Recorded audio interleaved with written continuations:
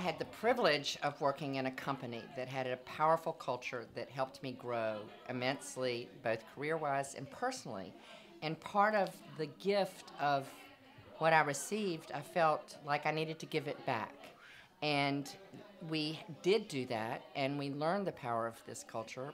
We found that no one had talked about how to do it, so we really wanted to just get it down on paper and show that there was actually a path, that by engaging employees, that you could actually create profit, and these two were compatible, not differences. And so it's our gift to give back from the gifts we received over 30 years, 35 years of living in this important culture.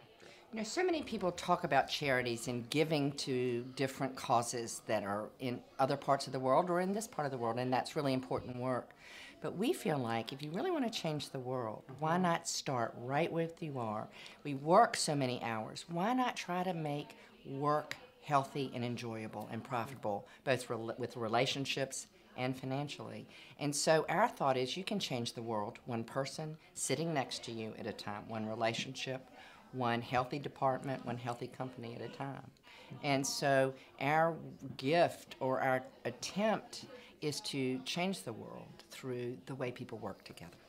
At the end of the day, our book, the hero of the book is this culture of caring. Yes. And the pinnacle point, or the essence of it, is about the relationships between a manager and an employee and how that can be a positive, energizing thing. And in organizations, there's often a boss or a leader and an employee.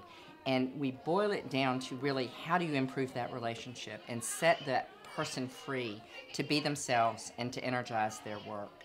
And so whether you're in a nonprofit work or whether it's a family working together or a large corporation, these principles apply, really, because they're good relationship principles. We learned it from growing one company to 250 stores, a very large company in its industry.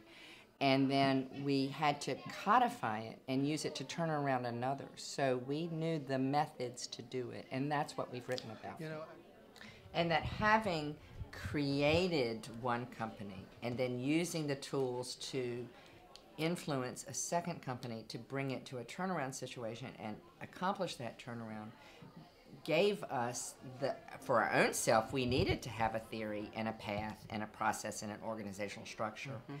And we knew the power of a culture long ago. Today it's a buzzword, but still nobody talks about practically what's the structure that allows for a culture to be bred, and what do you have to think about as senior managers, or what are the processes. And we've summarized that because we had to, and then we used it and it worked.